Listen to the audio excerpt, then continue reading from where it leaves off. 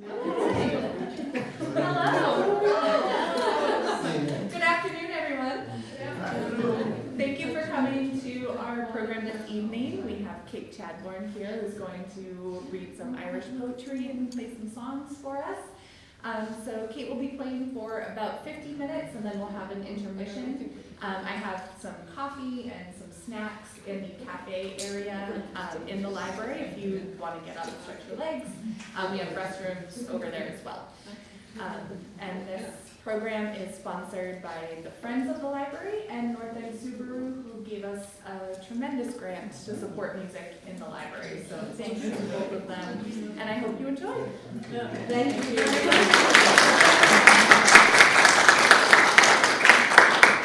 Hello, my friends. Fáilte Ishta, welcome. Can you say Fáilte?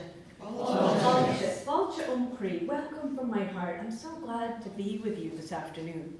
Let's sing. So I always love to begin with this song.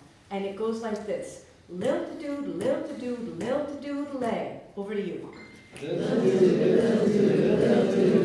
And she hidled up the D. And she hidled up the D and she landed. You got it. I've got a couple ringers in here who've heard this before, so you know it. And I would say, if you forget it, just make it up, which is what I do. A little frisky song. As I roved out on a May morning right early, I met my love upon the way. Oh Lord, she was early. And she sang lil-to-doodle, lil-to-doodle, lil-to-doodle lay. And she hidled up the D, she hidled up the D, and she landed. You are quick learners. Well done.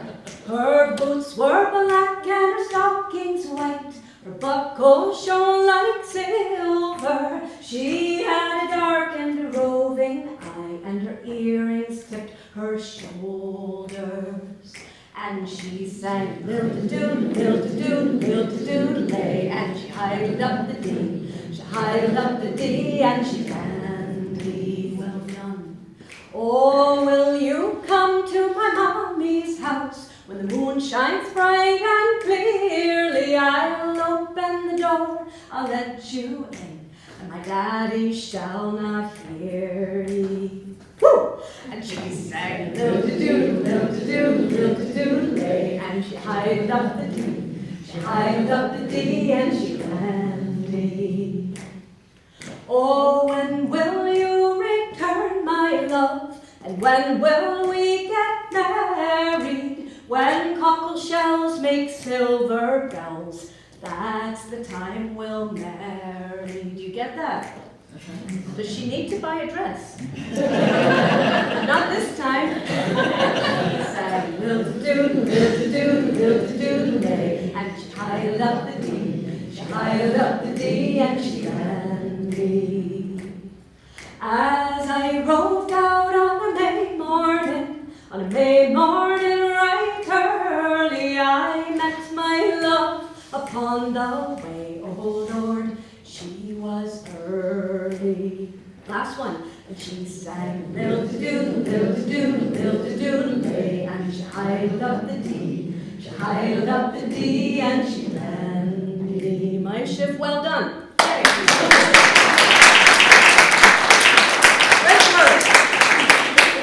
It's fun to sing a little bit of a frisky song, isn't it? So we need frisky in this life. We really do. So my kind of my desire is to bring us into National Poetry Month. It's poetry and clever people and wit. So there's a saying in Irish, and I know there's one person here, Higgy to me, Sinead. So is féidir ve glic na láidir. Is féidir ve glic na láidir. Better to be clever than strong. So fado in Éireann bhí buachal an úr wine. Once long ago in Ireland there was a young boy, and everybody just called him the wee codger. The wee codger. He was always up to something, and he was employed by the great Lord Bishop as his little serving boy. And one day he saw the great Lord Bishop coming, you know, crying the way bishops sometimes do. And the wee codger said, "Oh, Lord Bishop, what seems to be the problem?" And the bishop said, "I'm going to be killed, I'm going to be killed. The great man who's just moved into this neighborhood, the new chieftain, he's going to take my head off my shoulders." And the wee codger said, but why? And he said, "Tomorrow morning I have to go to his house and answer 3 questions. And if I don't answer them right, it's curtains for me." Now, forget all his faith and everything, but he was hysterical.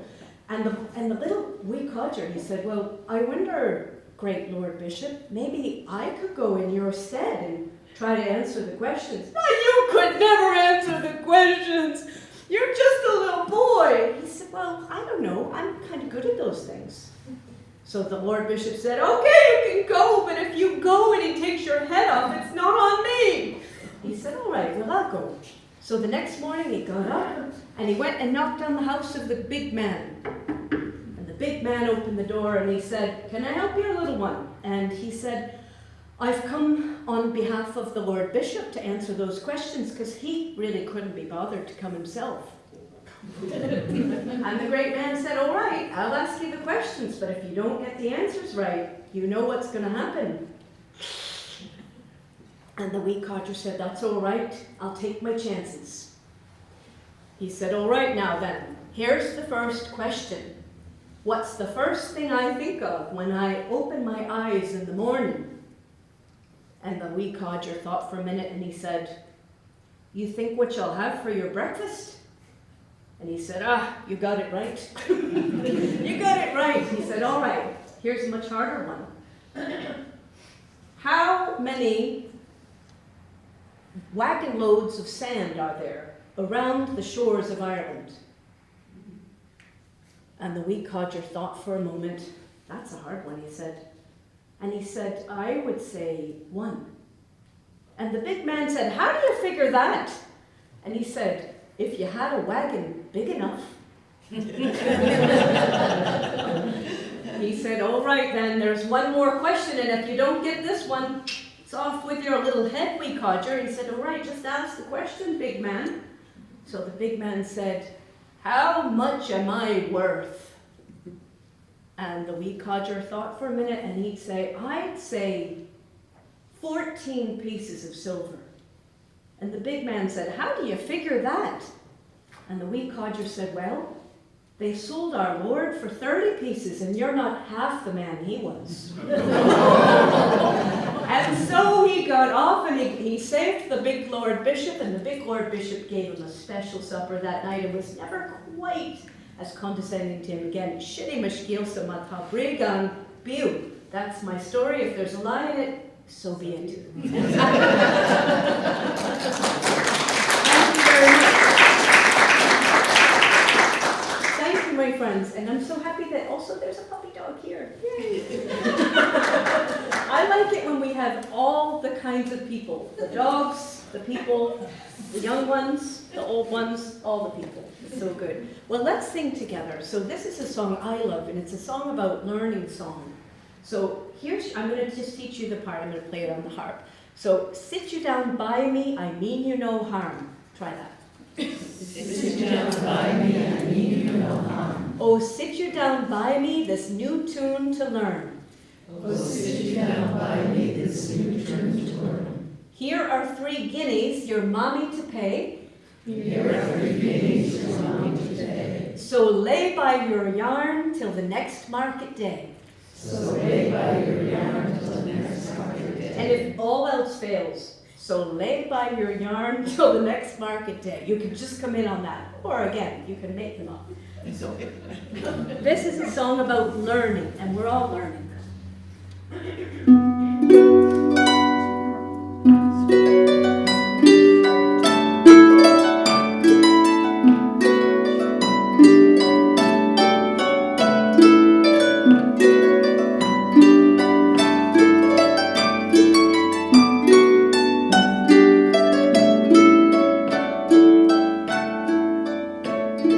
This May going to Cumber,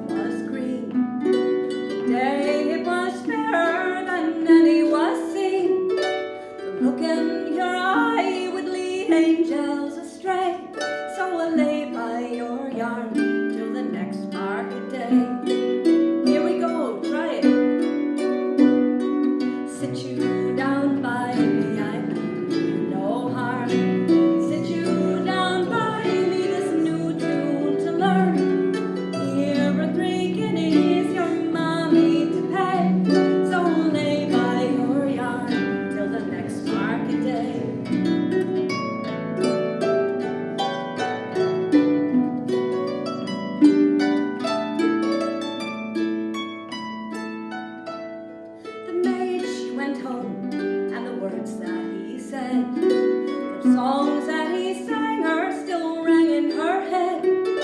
She said, I'll go find him by land or by sea, till he learns me the tune called the next market day. Here we go. Sit you down by me, I mean no harm. Sit you down by me, this new tune to learn. Here are 3 guineas your mommy to pay, so I'll lay by your yarn till the next market day. So lay by your yarn till the next market day.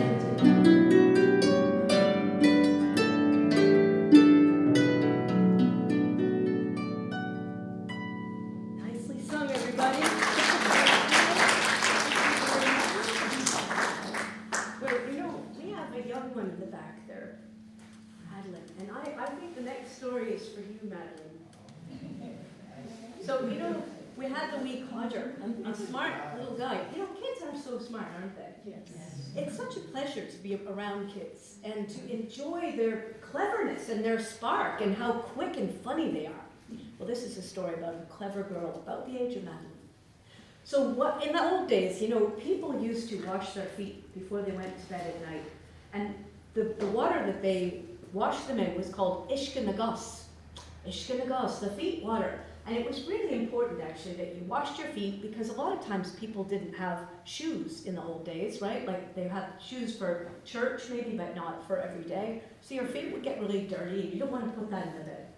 But you had to be careful with ishkanagos, because it was almost a magical thing.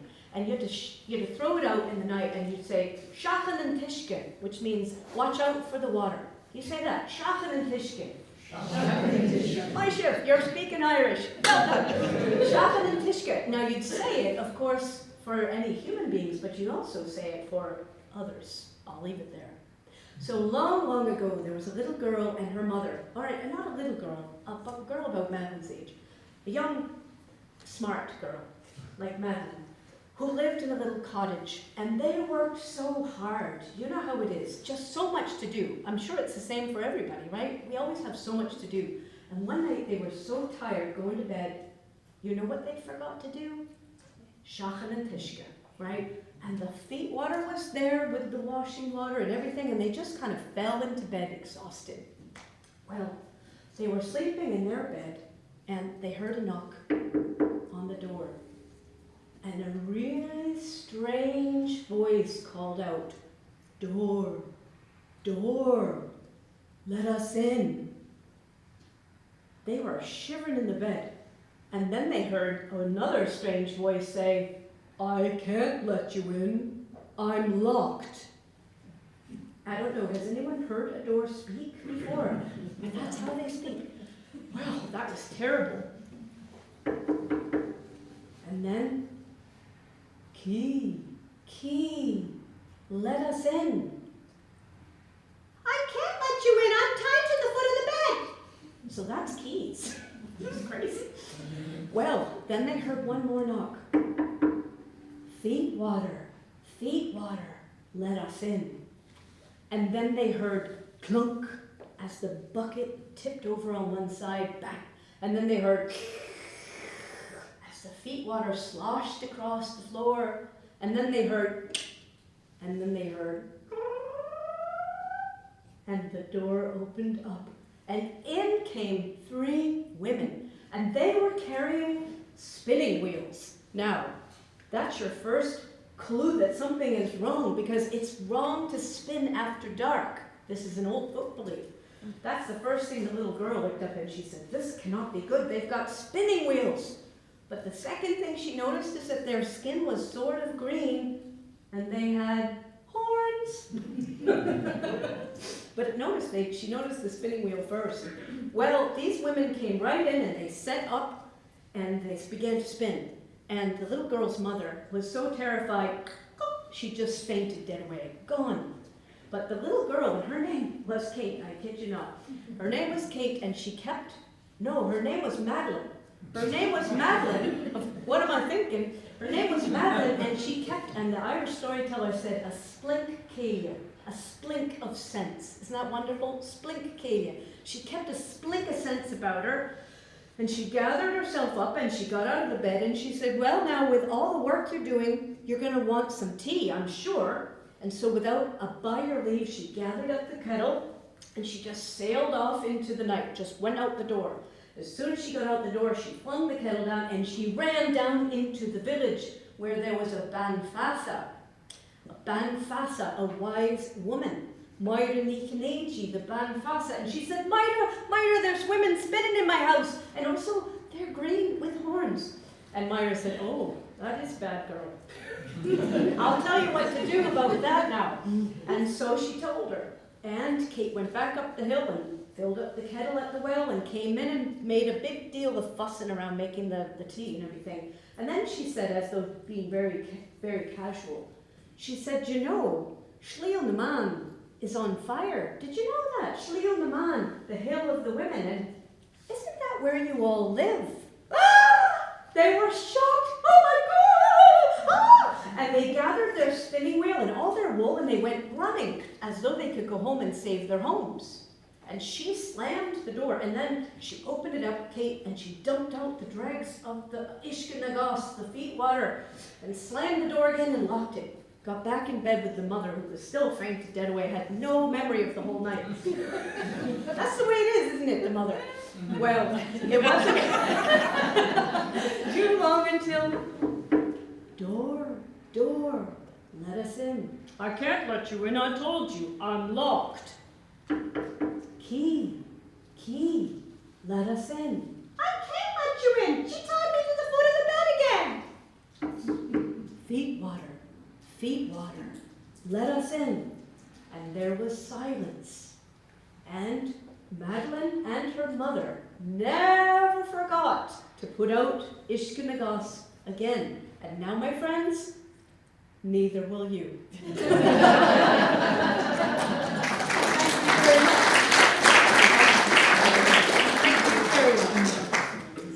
Well, I'd love to share with you a song that I learned from a great, great singer called Frank Hart. I was really lucky to learn from Frank Hart. He lived outside Dublin, and I went to visit him, and he had a database of 35,000 songs. And people, like great musicians, used to go to Frank, really great musicians, used to go to Frank and get songs from him. And this is one of the songs that he taught me, and it's called He Rolled Her to the Wall, and it's a riddle song, so I thought it was right for us today. I'm going to sort of stop and ask you the riddles because, so it's sort of, I want you to guess these riddles. We'll see what you make of it.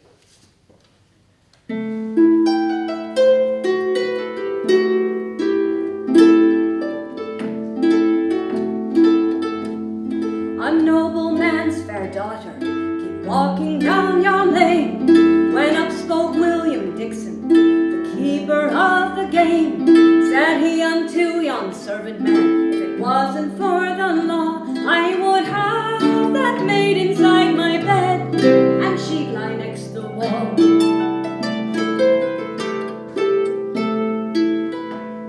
Oh, go be gone, young sir, she said, and do not me perplex. Before I lie one night with you, you must answer question 6. 6 questions you must answer, and I will put them all before you. And I in one bed lie, and I lie next the wall.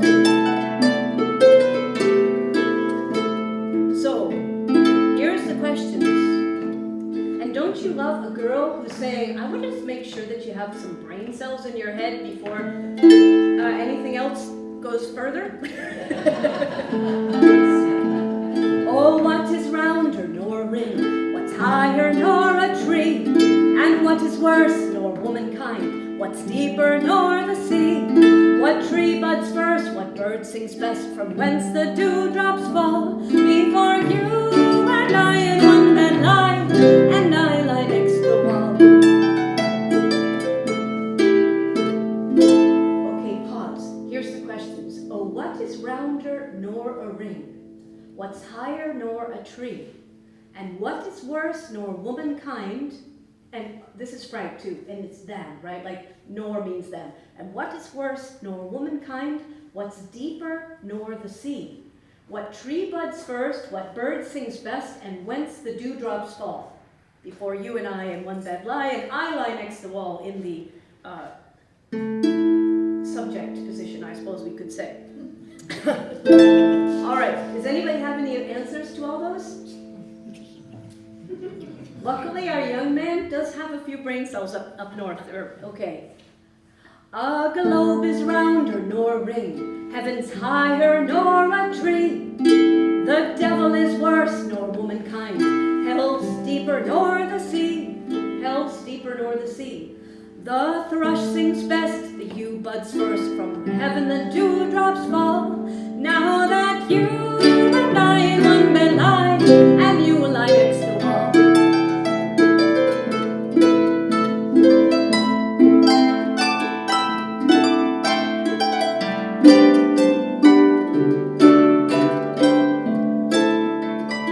But she's not done. He has actually shown himself to be not a dummy, but she has more ideas about this. You must get for me some winter fruit that in December grew. You must find for me a mantle, a cloak, that warp it never knew. A sparrow's horn, a priest unshorn, a bird without a gall. Before you and I in one bed lie, and I lie next the wall.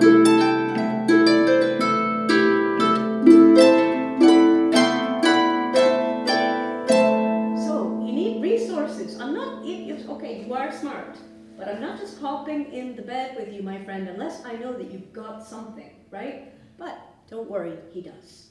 My father, he has some winter fruit that in December grew.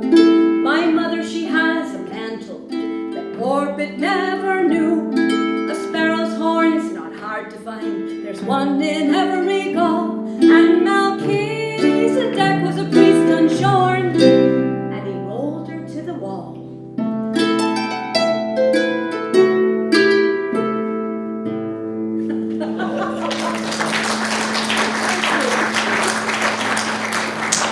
Thank you.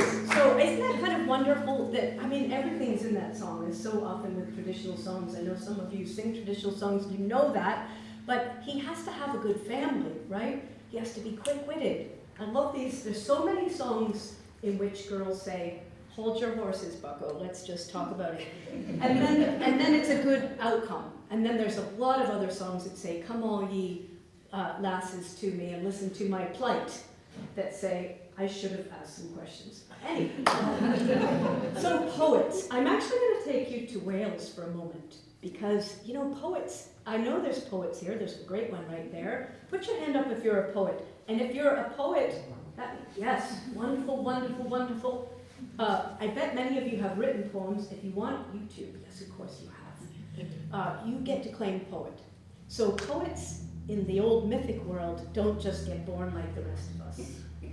So once, long, long ago in Wales, there was a witch, and her name was Ceridwen. You say that? Ceridwen. Ceridwen. Fun to say, isn't it? Ceridwen. You get to really roll your R. Well, she had a son, and his name was Morfran. You say that? Morfran. Morfran. That means the great crow, I'm sad to tell you. And his other name, which people called him behind his back, was this, Avagvi. Say that? Avagvi, and that means utter darkness. The poor kid was the opposite of the boy in that song I just sang. He was just, as my father would say, growing up in Maine, he was number in a hake. Like, he was just numb. He just didn't know. And his poor mother, she was a loving mother, even though she was a witch. She wanted him to do well, and she was afraid for him. She was like, oh man, my kid, what's going to happen? So she found out there was a spell she could make, that if she gathered all of these herbs and she boiled them in this magical cauldron for a year and a day, that if the 3 drops which would come out of that cauldron would strike her boy, poor Ravag, the utter darkness, on his forehead, he would receive poetic enlightenment, and he would finally be able to get a job. I mean, that's what mothers think, right? Can he get a job? But he would know everything. He would know everything. So she was like, all right, this is the work I need to do. So every day for a year, she was gathering the herbs from the hedgerows, a lot of work. Then she hired a nice old fella. She started the boiling for a year and a day in a big cauldron, and she said to the old fella, you need to keep fire going. And he said, no problem. Okay, yes, of course I'll do that. But he was a sleepy old guy. And she noticed this after a few months, and she said, I need somebody to keep old Sleepy here awake. So she hired a little boy, and the little boy was actually called Gwynbach. You say that, Gwynbach. You're also speaking Welsh. Did you know when you woke up today that you were going to speak 2 Celtic languages? Pretty cool. Gwynbach, but his name actually is a funny name. It means little poison. People in those mythic times had funny names. Anyway, Gwynbach was this smart little guy, and he was there to poke the old fella and keep him awake. And so the months went by, and they were boiling the cauldron, and it was starting to look really magical. It was getting that like phosphorescent green, and it was starting to roil. And the last day, believe it or not, she was so exhausted from all the work that she said, I have to lie down. I need a nap. She was exhausted. So she brought in poor Morfran of Agdi, the poor son, and she put him right next to the cauldron, and she said to the old fella and Gwynbach, all right, when this boils, the 3 drops are going to come up, and make sure that he's standing right there. They said, no problem, we've got you. Go for your little kip. We'll be here when you get up. So she went for her sleep, and the cauldron started. If you've seen a magic cauldron, you know what it looks like. It started to steam, and it started to bubble, and it was this greenish color, and it was swirling and swirling and swirling, and then 3 drops came up, and they were set to go right onto Avagdi's head, and of course Gwynbach, that little stinker, pushed him out of the way, and stood right there. The 3 drops of poetic inspiration right on his noggin. Wow! Instantly, it was like his whole head went, kapoof, just poetic understanding of everything. And the first thing he knew is, she is going to kill me. As soon as she wakes up.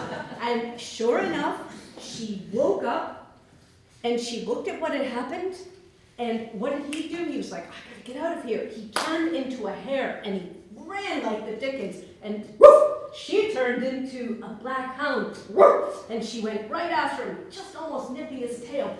Great chase over the fields and meadows. Oh my goodness! His heart was pounding in his chest, and he didn't know what to do, but he jumped into the river, and she jumped in after him, and he turned himself into a salmon, a quick salmon, and she turned herself into an otter. And the chase continued down there under the water. Oh my goodness, a mighty chase, and he thought, I can't stand this anymore. And he jumped up out of the water, and he turned himself instantly into a wren. And she jumped up out of the water, and she turned herself into a hawk. Those great big powerful wings she was flapping, and his little teeny wings. We didn't know if he could make it anymore, but he was crossing over a barn where they were threshing corn, and he had a stroke of genius because he had that poetic inspiration. He turned himself into a grain of corn and fell down onto the threshing floor. 1 grain of corn out of 1,000,000, probably. What did she do? She turned herself right into a black hen, and she began to peck. Pecking, pecking, pecking. She pecked up, believe it or not, she did find him, and she swallowed him. Now, Susan knows this. In early Irish tales, if you want to get pregnant, just eat something. That's the way. And that's what happened. That's what happened. And so she was carrying this little stinker in her womb. Oh, she was like, I would grow up, but she still had that motherly instinct. She couldn't bring herself to do anything to him, and so he was born. And she was like, I'd like to wring your little adorable neck. But she couldn't. She couldn't. But she couldn't keep him either because he really ticked her off. So she put him in a little basket, and she wrapped the basket all around with leather, this black leather, and she threw it out into the sea. and it bobbed on the waves for about 700 years, just bobbing away on the waves. Once in a while, wah, a baby's voice calling out, right? But on Halloween night, it started to come up the River Towie, and it bumped and bobbed its way up to the River Towie until it came to a salmon weir. And there was a young, dissolute man. Well, I mean, he's like us. He liked wine, women, and song. He had a good time. And he was expecting to go to the salmon weir and clean house and get enough money from the salmon that he would catch that night that would keep him in wine, women, and song for the year. But instead, he found a basket with he didn't even know. And he looked at the basket in this black covering, and luckily, very carefully, he took out his penknife and he just slit open the leather. And when he did, this is what he saw, like this little part of the baby. And he said out loud, Tal Iessen, shining brow. And that is how the greatest of the Welsh poets, Taliesin, was born. It's how I was born too, I'll just say that. Thank you.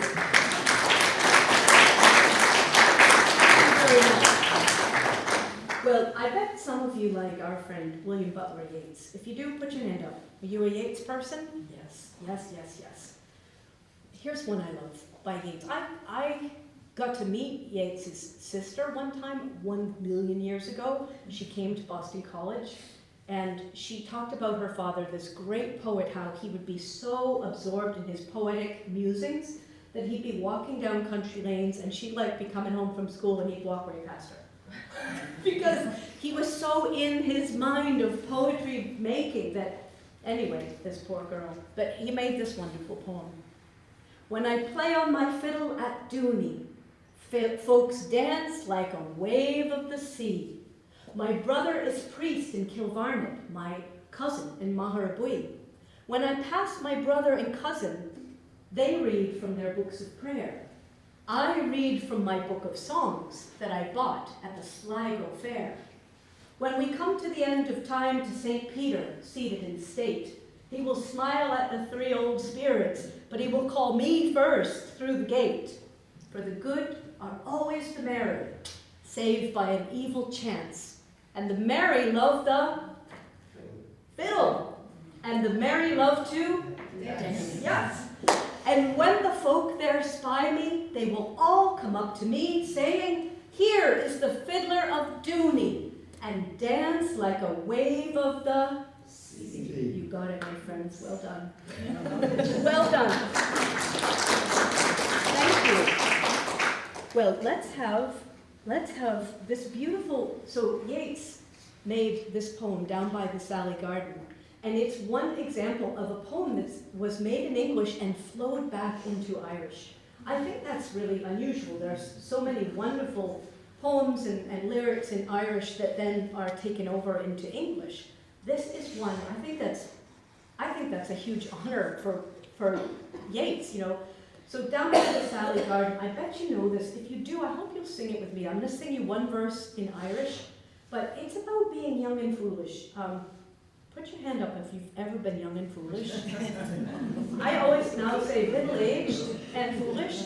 That's me. But we keep learning. We keep learning. So this is William Butler Yeats' poem.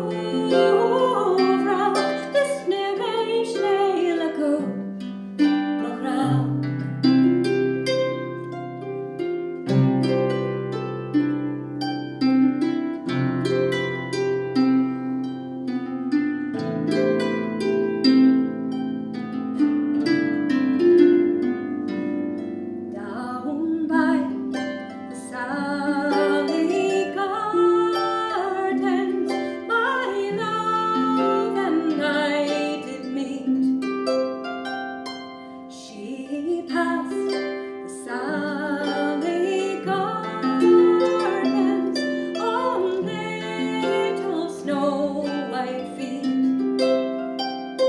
She bid me take love easy as the grass leaves grow on the trees. But I was young and foolish, and with her I did not agree.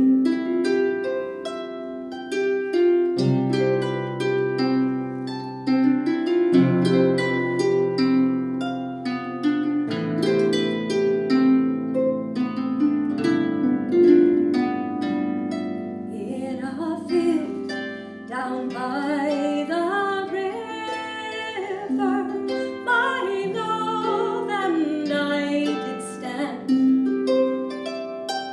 and on my leaning shoulder she laid her snow white hand. She bid me take life easy as the grass grows on the weirs. But I was young and foolish, and now I am full of tears.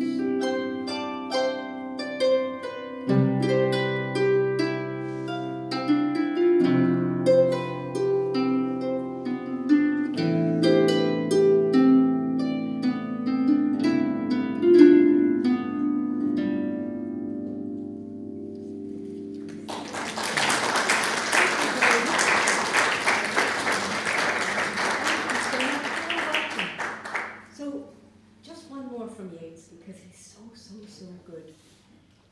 Yeats was so involved in stories. I think really he was in a story, you know, he was living in a myth. And this is a poem which I think, it mentions the closest thing we have in early Ireland to a love god is Angus Og. And I could talk to you all day about Angus Og and what happened to him, but I'll just tell you in a nutshell. Angus Og saw a beautiful girl in his dreams, and he was tormented, and everyone looked, where was this girl? Because he fell into a shirig líkin, which is a wasting sickness from love. The shirig is an old word for love, and líkin is for lying, like a love lying. You know, we just can't do a thing. And they had to search and search and search for this girl because he was just declining more and more and more. And finally they found her, and you'll never guess where she was. She was in the shape of a swan on Loch Beildragon. And what's more, she was the most powerful magical person in the country at the time. Yes! And she made Angus promise that they would spend 1 year in swan shape, and the next year they could be people again. So I love that story. So this is called The Song of Wandering Angus. I'm just going to say it for you. And to me, what I hope that you'll feel from this is me giving you a dose of inspiration. That's what Yeats is talking about. I went out to the hazelwood because a fire was in my head, and cut and peeled a hazel wand, and hooked a berry to a thread. And when white moths were on the wing, and moth-like stars were flickering out, I dropped the berry in a stream and caught a little silver trout. When I had laid it on the floor, I went to blow the fire aflame, but something rustled by the door, and someone called me by my name. It had become a glimmering girl with apple blossoms in her hair, who called me by my name and ran and faded in the brightening air. When I am old with wandering through hollow lands and hilly lands, I will find out where she has gone and kiss her lips and take her hands, and walk among long dappled grass and pluck till time and times are done the silver apples of the moon, the golden apples of the sun. Is that beautiful? I went out to the hazel wood because a fire was in my head, right? That's, you know it, painter. That's inspiration. I know all of you know that feeling, right? That feeling of being inspired. That's Yeats. That's Yeats. Thank you very much. Thank you. Well, I want to take you just briefly into the 20th century, just for a minute. I love to put poems to music myself, and I got interested in Walter de la Mare. So these are poems, I'll give you actually two little poems. One of them is called The Song of the Mad Prince, and it sort of harkens back to our riddle from the beginning. And then one of them is about being a little girl who likes to eat sweets. And who isn't that person? I certainly am. But this one's called Song of the Mad Prince, and it's just a weird little poem from 1913 that I just liked.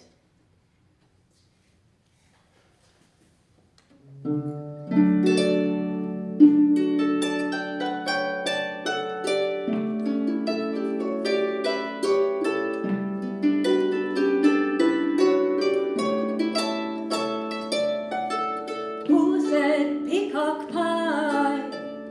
The old king to the sparrow. Who said crops are ripe? Rust to the harrow. Who said where sleeps she now? Where rests she her head? Bathed in Eve's loveliness. That's what I said.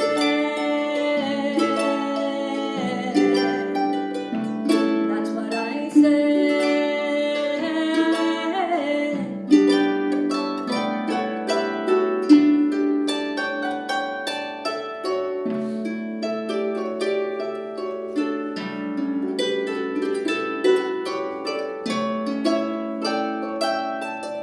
Who said I mum's the word? Sexton to willow. Who said I dusk for dreams? Rust for a pillow. Who said all time's delight? For she has for narrow bed. Life's troubled bubble broken. That's what I said. That's what I said.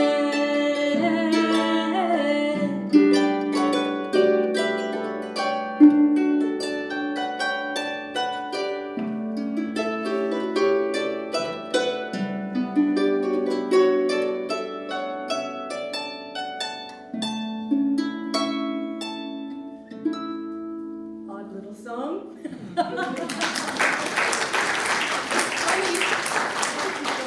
It's funny because it manages to be like sweet and nonsensical and a little bit dark, you know. She has life's troubled bubble broken. Now, complete opposite. I love this one about the little girl.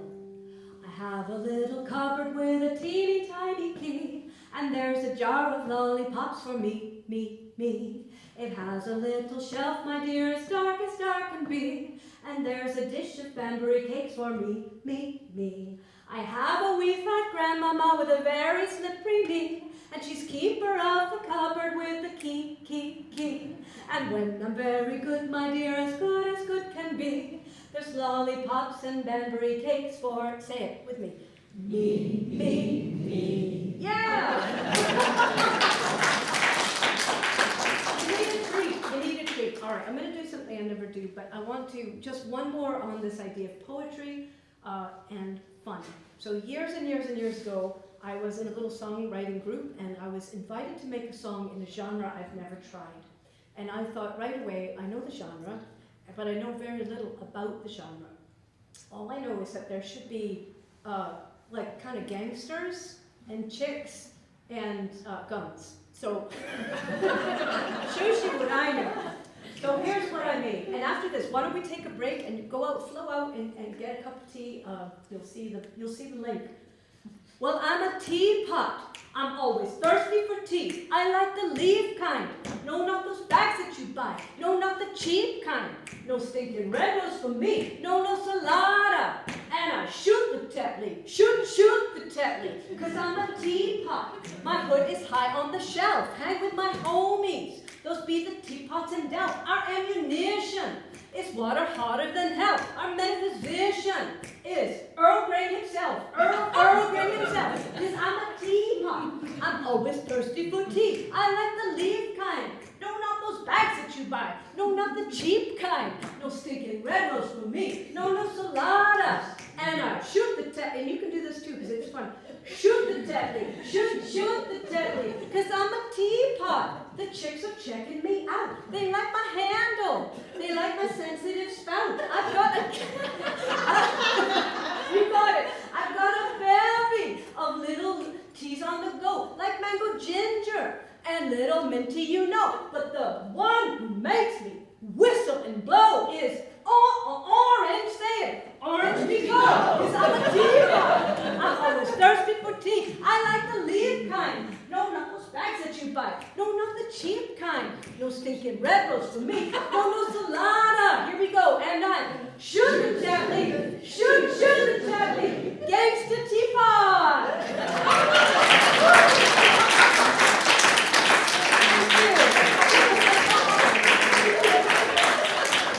Thank you so much. Have a lovely break. There's stuff to look at if you want. But definitely go have a cup of tea after that authority. Yeah. Kate has done. No worries. We're happy to do it. Okay.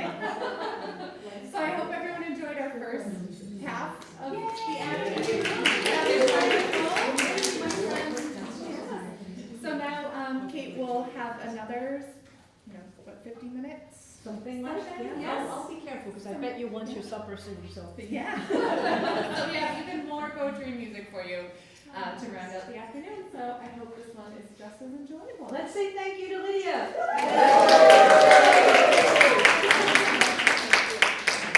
Well, let's sing, my friends. I love this song. A friend of mine said, Kate, do you know the Fairies Love Song? And I said, no. And she said, I can't believe you don't know the Fairies Love Song. And I was like, if that's a real song, I will eat my Dansko clogs. And I think they were pretty good, actually, when I ate them. I was wrong. And this is actually a Scottish Gaelic song. It comes from Hamishki, which means I'm weary.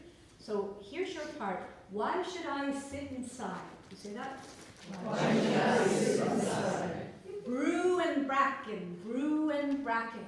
Brew and bracken, brew Which and just means bracken. get all kerfuffled. Why should I sit inside all alone and weary?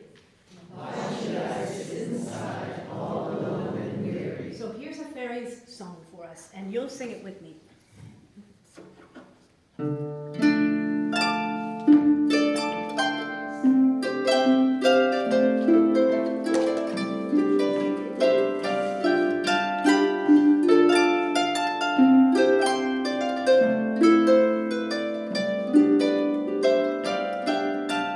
Why should I sit inside? Brew and bracken, brew and bracken. Why should I sit inside? All alone and weary. Now let's do it together. Why should I sit inside? Brew and bracken, brew and bracken. Why should I sit inside? All alone and weary. Nice. When the moon begins her waning, I sit by the water, where a man born of the sunlight loves a fairy's daughter. Here we go. Why should I sit inside? Brew and bracken, brew and bracken. Why should I sit inside? All alone and weary.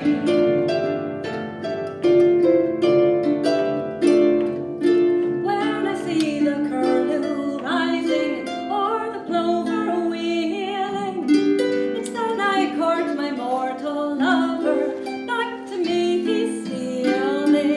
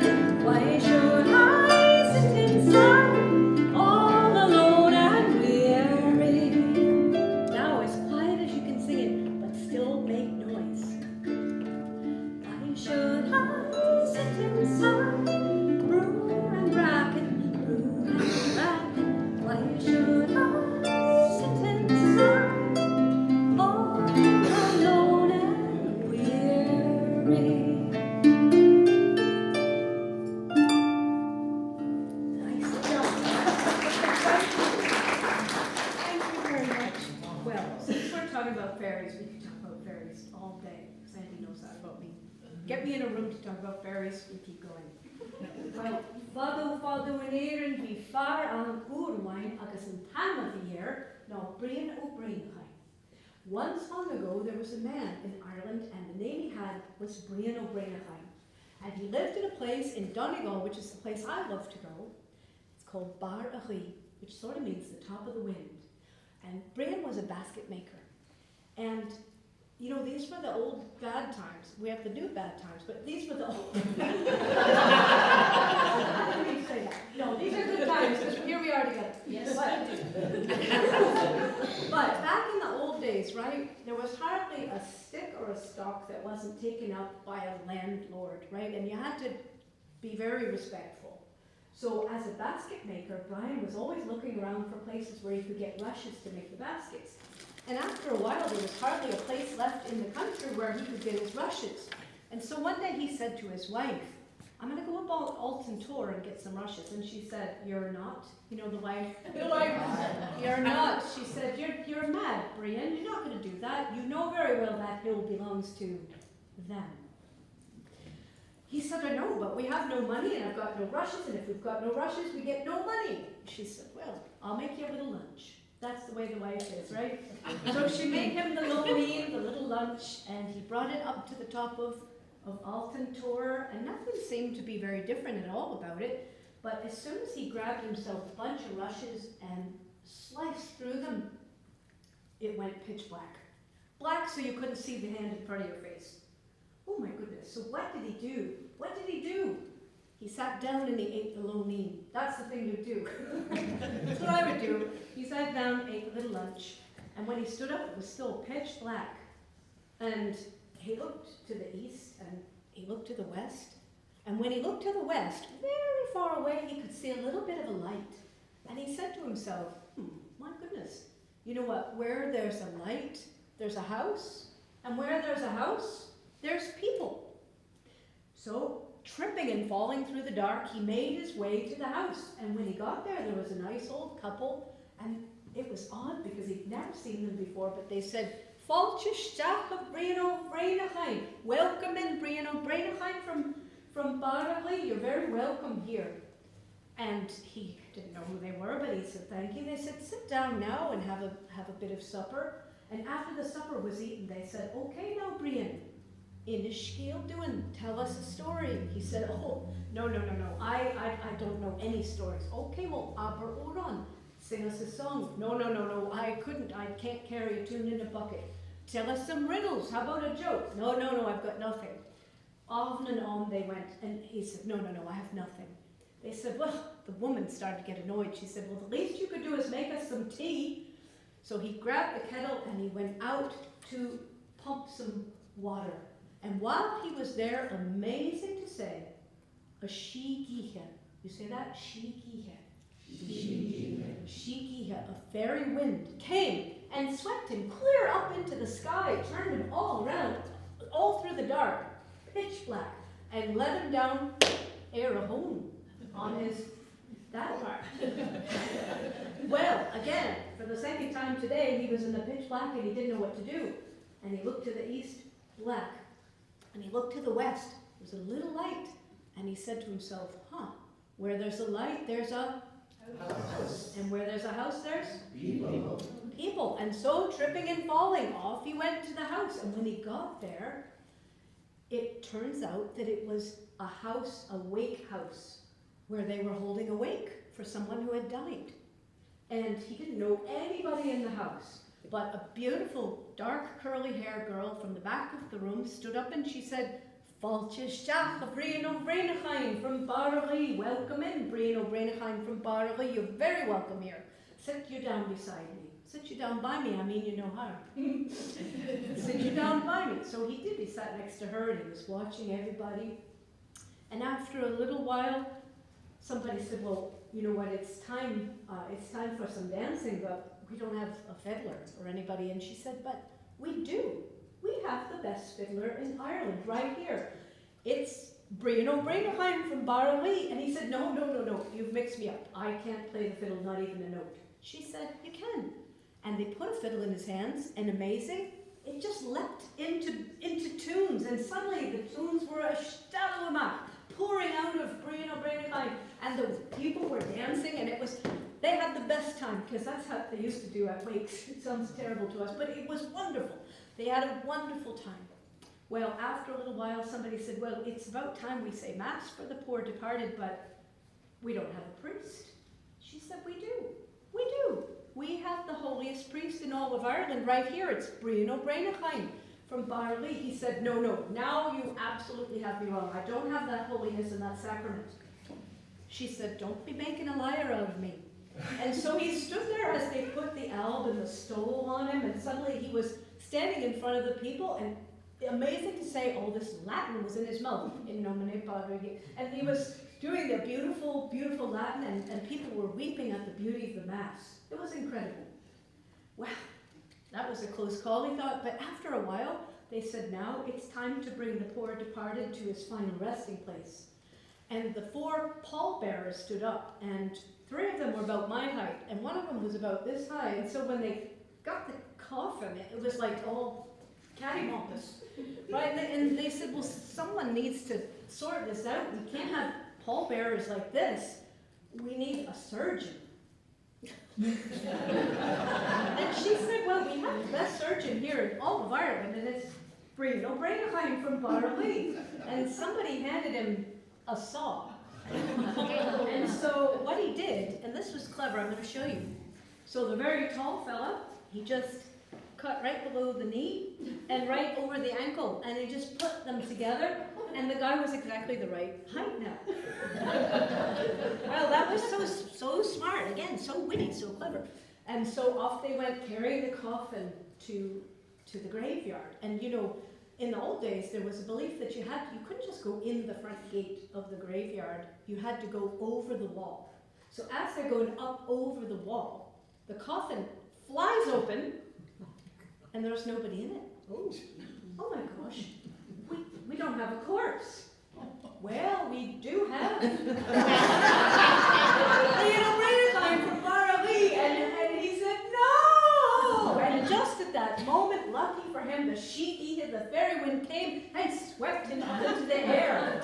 And it swept him all around through the dark, and it brought him down again, home on his backside. And where did it put him down? Right by the well where he was, getting the water for the tea. Whew! That was a close call. He picked up the kettle and he brought it in and made the tea. Then he said, well, now I have a story to tell.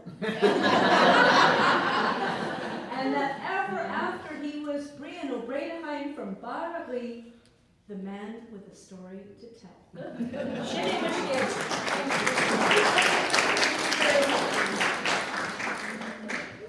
Well, let's have a fairy tune. I love to play this one. It's called Port Nabucchi, and the story goes that there was a fisherman out late bringing in his nets off of Inishfikifline, which is one of the Blasket Islands. And in the old days, Inishfikifline was known to be a place where they lived. So in this little tune, there is, in fairy tunes, believe it or not, there is a thing called the notagorum, the blue note, or sometimes the notageir, which means the sharp or the sour note. So, and I'm not just saying that in case I make a mistake, but listen for it, because there is one little uncanny note that you might hear.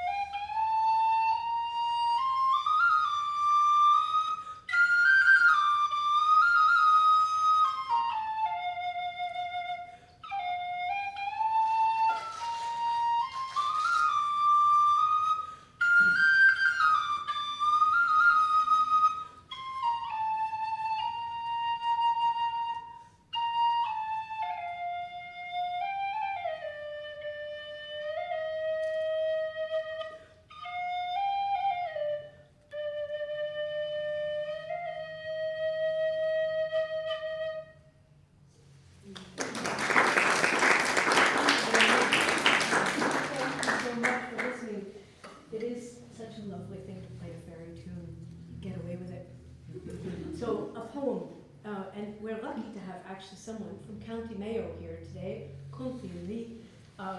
So this man, Anthony O'Raftery, lived from, we think, 1779 to 1835. And I'm going to say it for you in Irish, and luckily, if I miss anything, I have a backup. That never happens. I'm going to say it for you in Irish, and then I'll say it for you in English. And what I love about this, Jill, who's a wonderful painter, and I were talking in the bathroom about keeping going as an artist. And to me, this is a poem that says Raftery had great self-respect. Even though he was facing economic difficulties, and it was a hard time, and he maybe lost his patron, we're not really sure, he was still, he says, I'm just going to point out, he says one thing, Feichanishme, look at me now. Can you say that? Feichanishme. Feichanishme, look at me now. Ashinim kill the folk you follow. Playing music to empty pockets. I'm doing it anyway. I just think that matters. Misharaftery and Filia, Landogish is gra, Sulia gan solis, Cunis gan chra, a go sheer ma ashter la solis machri, Fan a go tersha go jiru machli. Feichanishme, right? Feichanishme. Yeah, look at me now. Right, but wait, I just lost the next.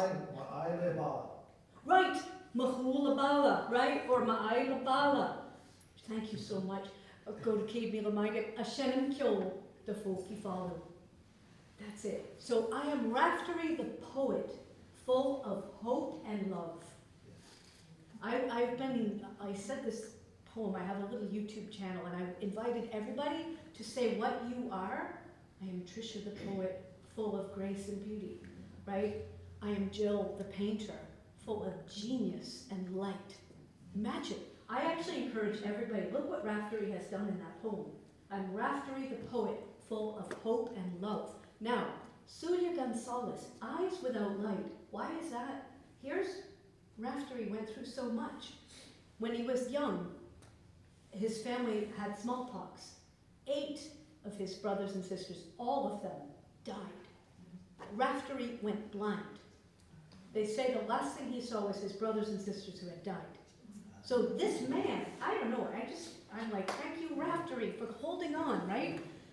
So Sulia Gonzalez, eyes without light, Kunas Gankra, which means like silence without torment, like a peaceful inner life. I'll go Shir Ma'ashter, going back on my journeys, Fanagas Tersha Kujiru Mali, like tired and weary to the end of my day, but Feichanishme, look at me now, my back to the wall, playing music for empty pockets. So that's Anthony O'Raftery, and my who Anthony O'Raftery. Let's hold on to that. Claim your title. If I could ask you to do anything tonight, is write that out. I am your name, the whatever you are, full of. You're full of beautiful things, I know this. So good. All right. Oh, thank you so much. Great, and thank you for the help, the assist. That was so nice. Now I want to give you one more. This is an anonymous poem from the 18th century called She Blad Yal Nashmeri, and I put it to music because I just was. Sometimes when I read a poem, I fall madly in love with it, and I just have to do something with it. So this poem, it could be about a woman, but it could also be about Ireland herself. So I'll sing it for you in Irish and then in English.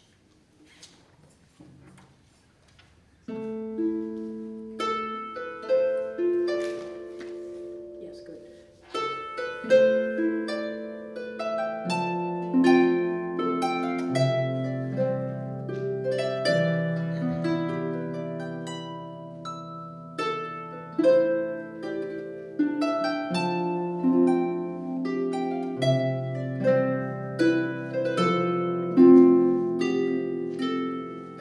She blog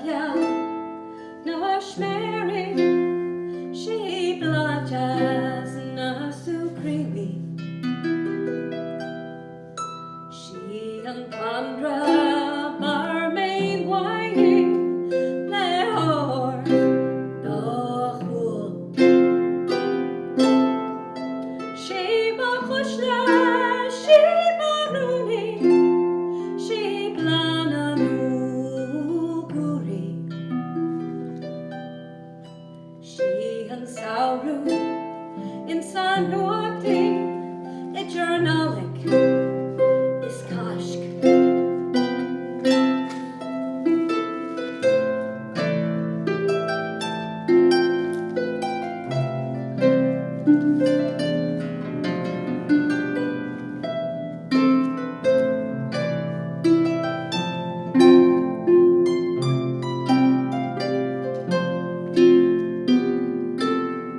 She's my blackberry flower, she's my fine raspberry flower.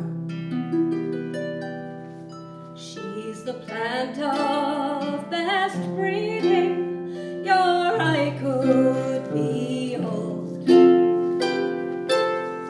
She's my darling, she's my dearie, she's my fresh apple flower. She is summer in the cold time between Christmas and Easter.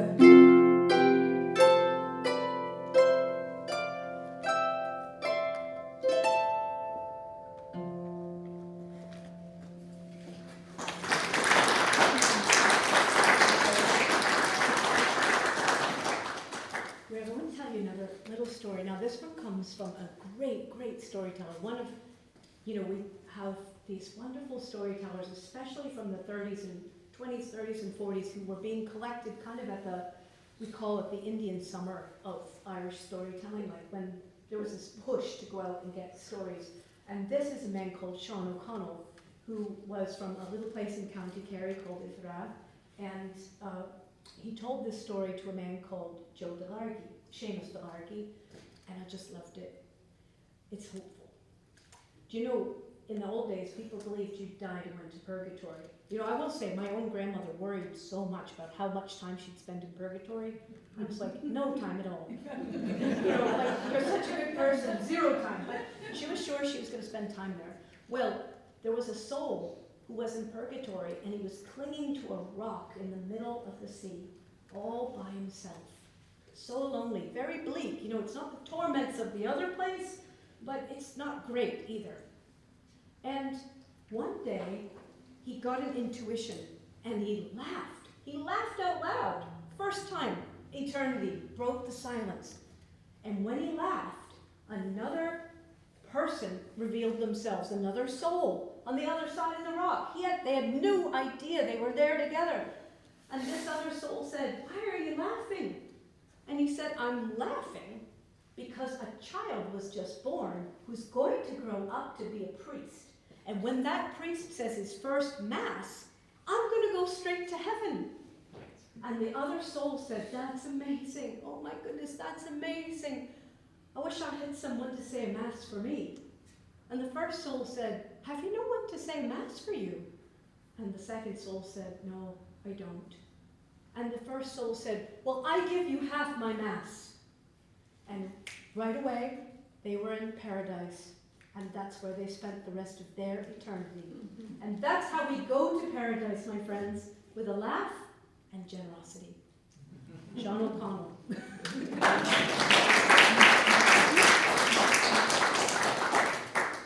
Well, I want to read a poem to you by a great Irish poet called Liam O'Murhala, who I actually knew a bit. And this is a poem, this is about company. That's why I wanted to share it now. It's called Cayley House. I'm going to read it for you in Irish first, and then I'll read you my translation.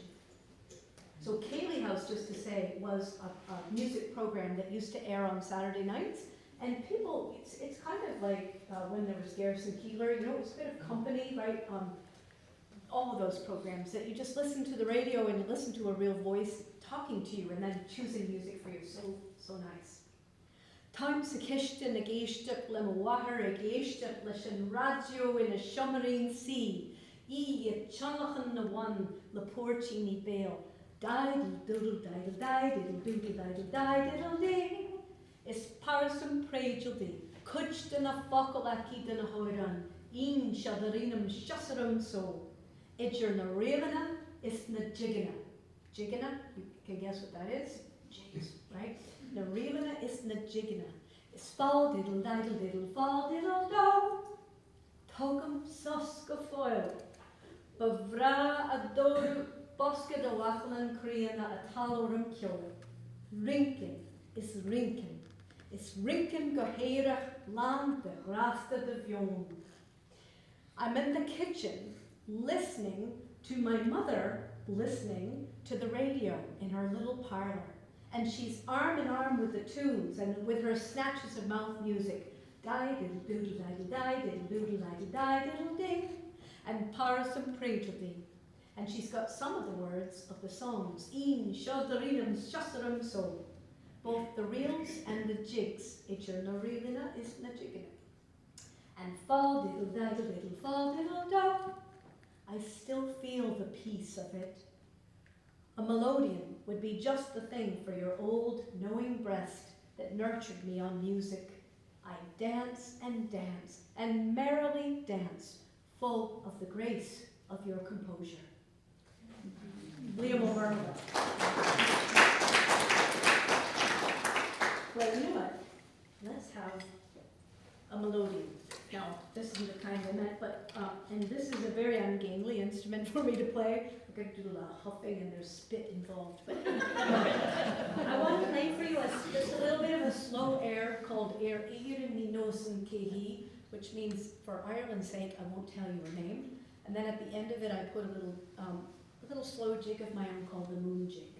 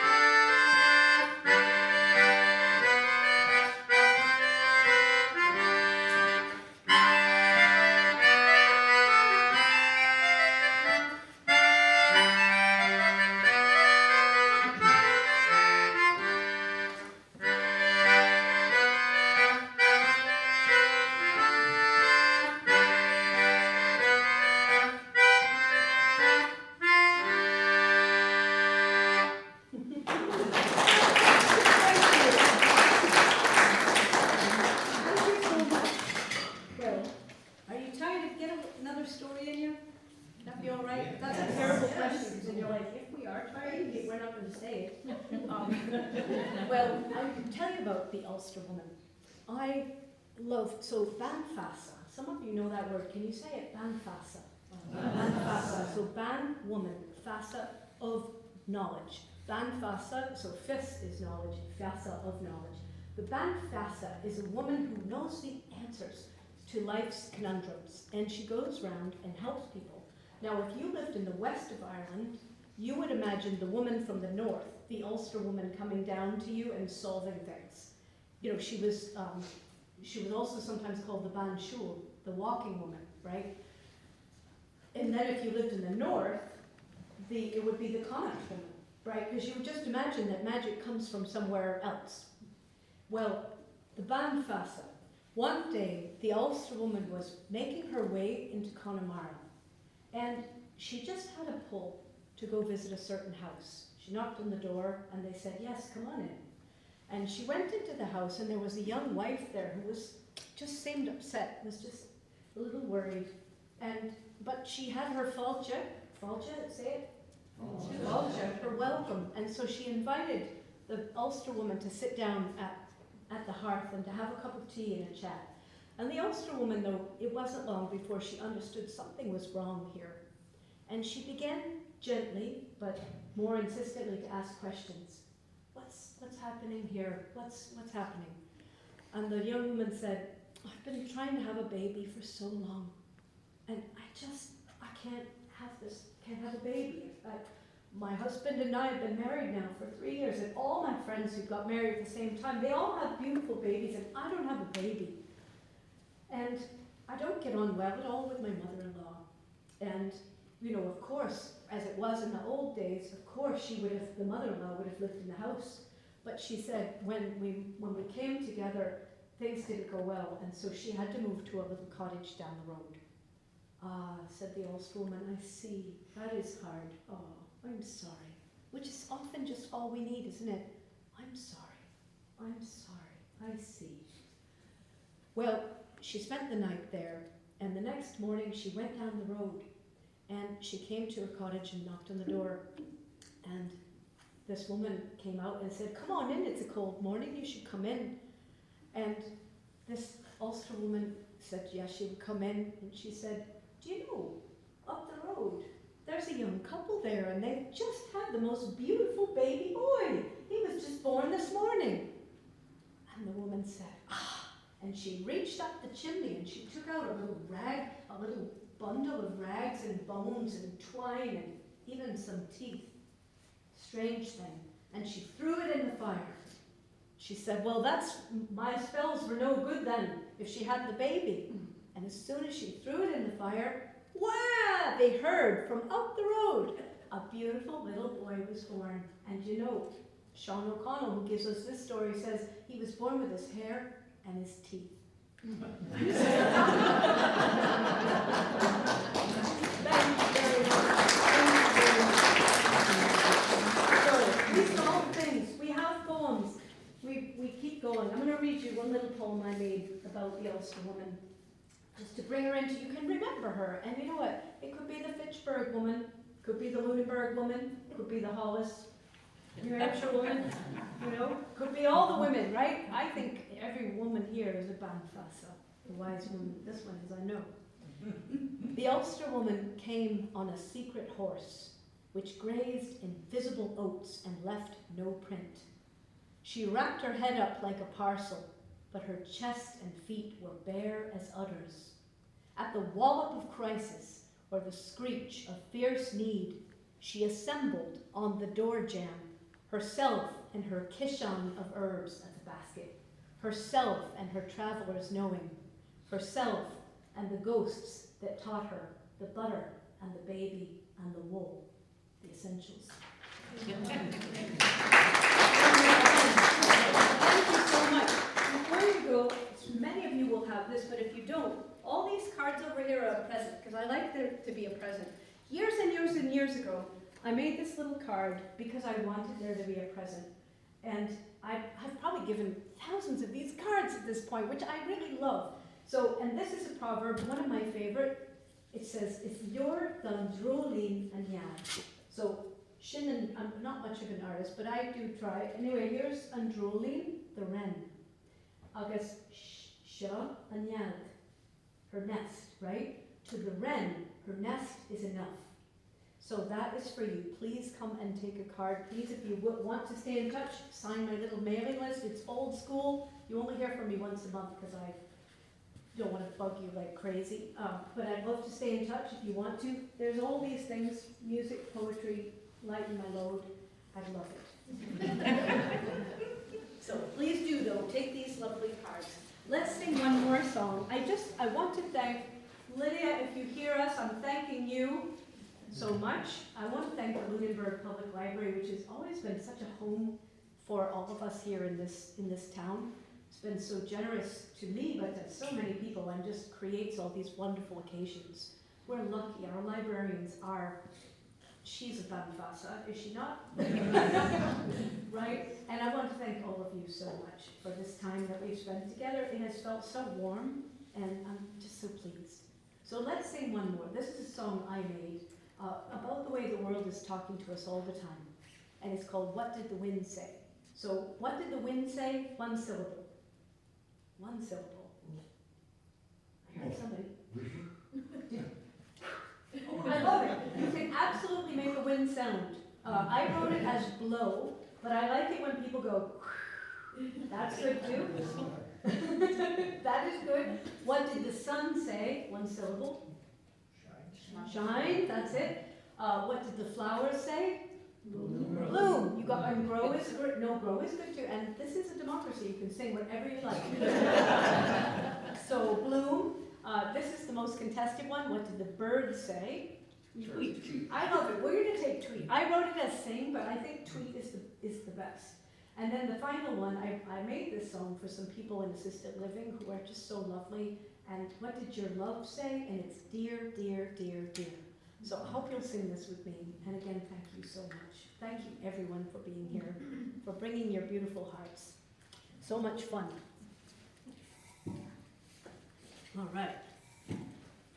I should tell you, this harp, she has a name. Every instrument, I don't know if your paintbrushes have names, pens, whatever. This harp, she told me her name is Ra, R-A-T-H. And Ra means flourishing, blessing, prosperity, all of that. And the simplest blessing I'm going to give to you, I'll give it to you for a single person. They're different for more than one. But it's Ra-ort. You say that? Ra-ort.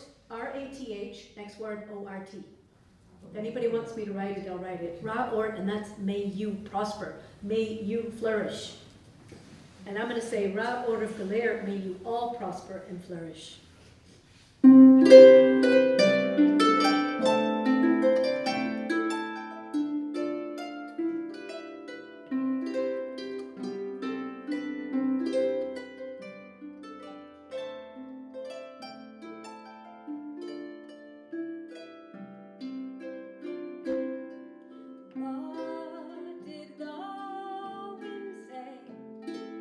As you walked out this morning.